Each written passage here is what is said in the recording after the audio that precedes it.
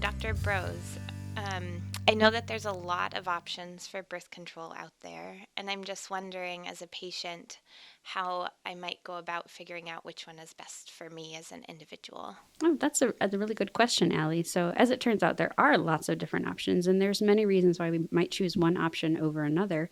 A lot of it has to do with your health background, your goals that you have, why you'd like to use the birth control. And sometimes we use it not even for contraception purposes, but we can use some hormonal birth controls to help solve some gynecological problems like heavy periods or cramping or irregular periods.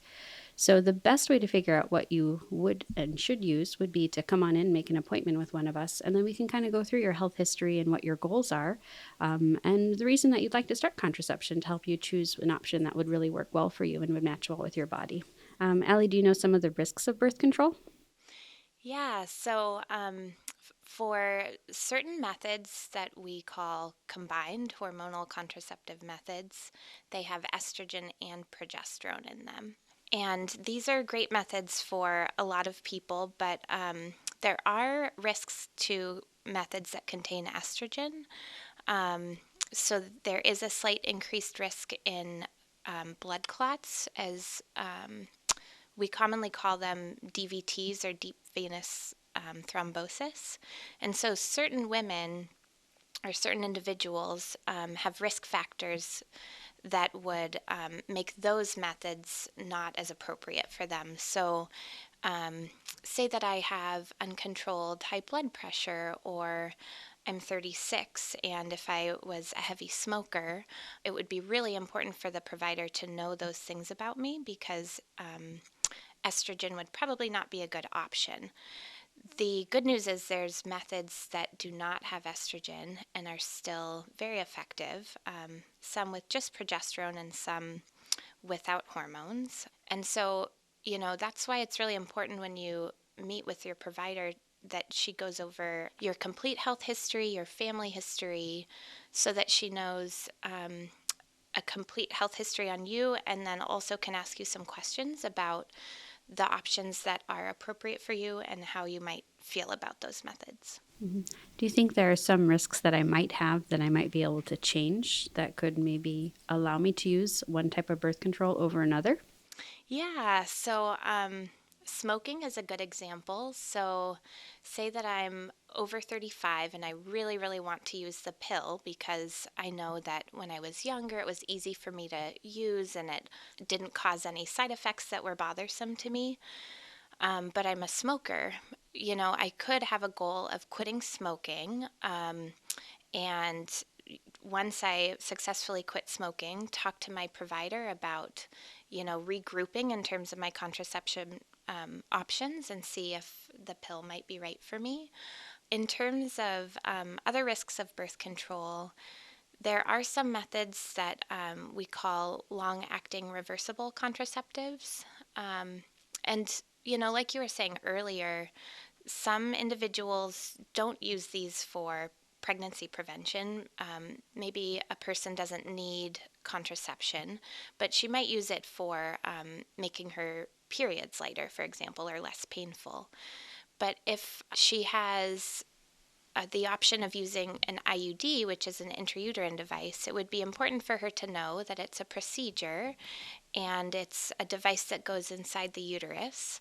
And there's a small risk that the IUD could be out of place, what we commonly refer to as displaced or even embedded, like a little part of the IUD could be in the uterine wall. That's very rare, and the vast majority of the time, if the IUD is not in the right position in the uterus, we can still remove it in clinic and talk to her about options like trying another IUD or trying a different method. So I've heard that some of the benefits of different types of birth control, we've already talked a little bit about how they can help control your periods and regulate your periods. And of course, the benefit that most of us think about would be to, decrease the risk of pregnancies if we were trying not to get pregnant. So um, do you think that there are some that are more effective than others for preventing pregnancy? Yeah, there are. When we think of efficacy rates or how effective a method is in preventing pregnancy, the methods where you don't have to remember them every day, such as an intrauterine device that would sit inside my uterus, or what's called a subdermal implant, which would go right under my skin in the lower part under my bicep. Those methods are highly effective because I don't have to remember to take anything.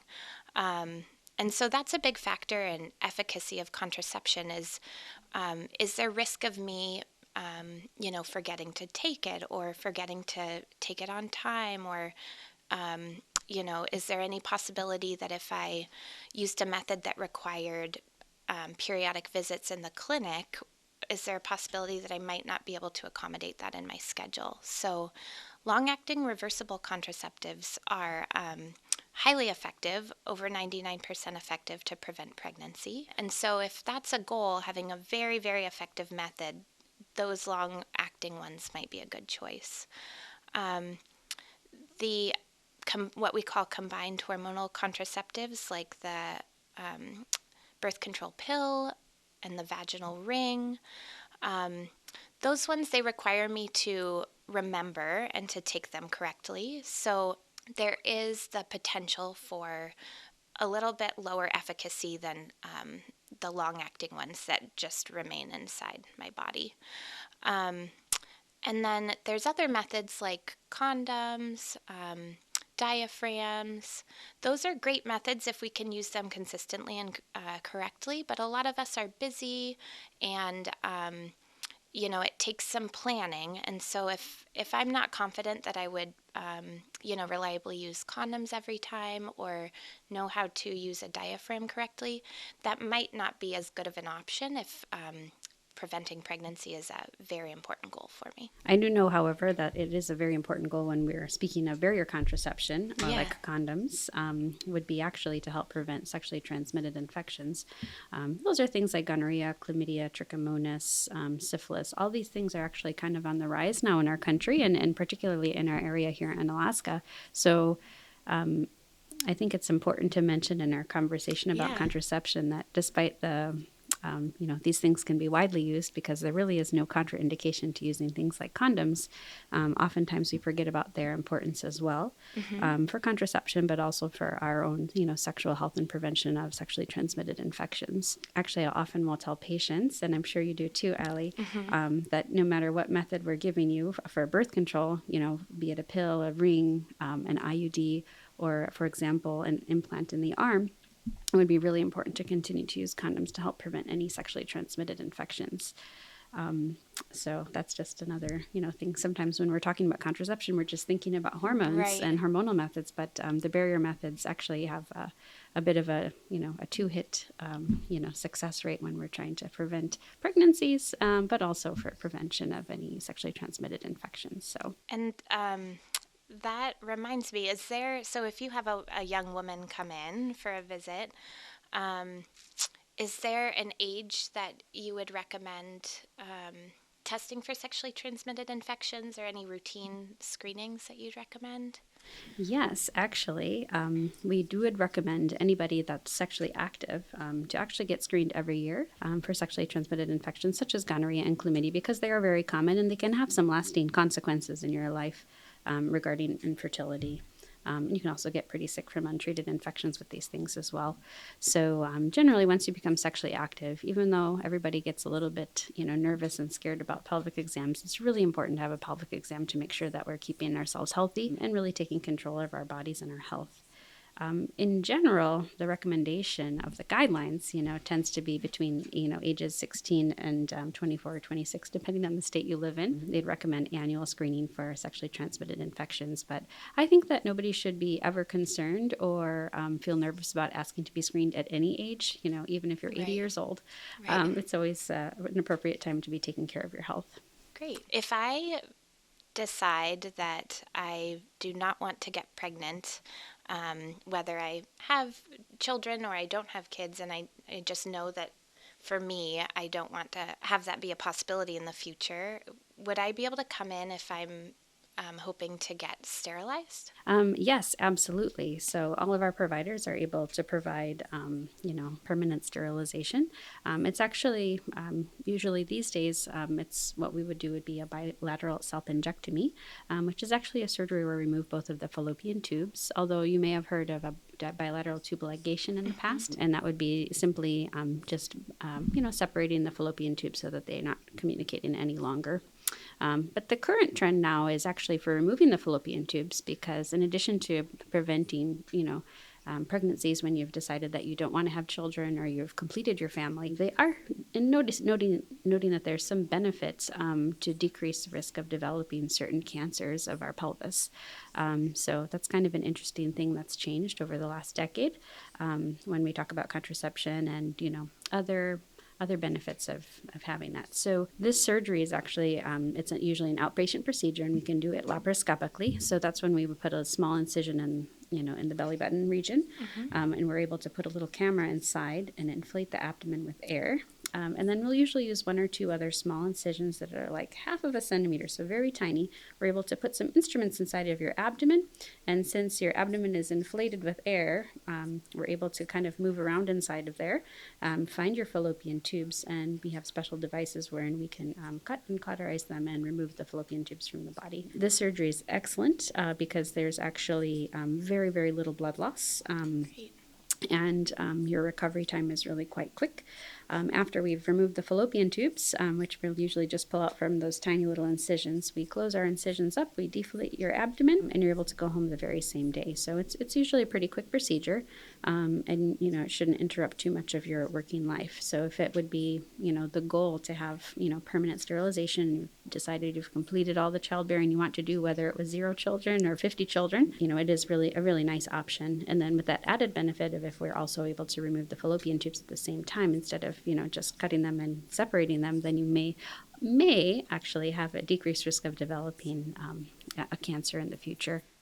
So, Allie, I think it would be important for people to know that if they were interested in starting birth control, that they could definitely make an appointment with you or myself or, any of the other providers in our group. And I think that if they came in for birth control, they might also be able to have other, care as well. What do you think about that? Yeah, I think that's a really good point. A lot of us are really busy and have to take time out of work to schedule a medical appointment. And so I would just, you know, encourage patients to bring up all of their concerns, and it's an opportunity, for example, to screen for infections. If you need screening for sexually transmitted infections, I think it's always a good idea. Unfortunately, Alaska and the whole country has really high rates of some infections like chlamydia and gonorrhea.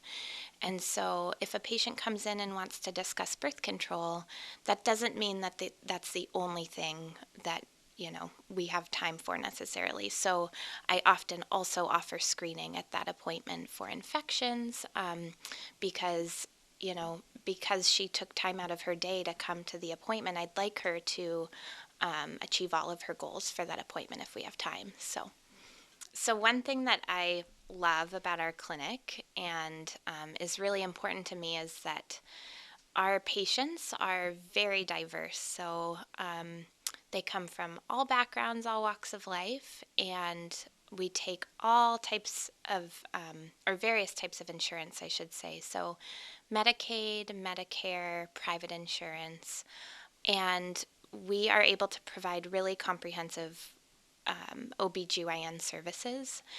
And I think it's really important too that we have such a good, friendly working relationship among all of the providers and the staff. So I really enjoy working with my colleagues, and it's really nice to be in a group practice where if I have a patient case and I'd like to get another provider's opinion on it, I can just walk next door and ask you, hey, Ann, do you have a minute? Can I get your opinion on, this patient's symptoms and where I go from here? And just that collaborative environment is, I think, very important.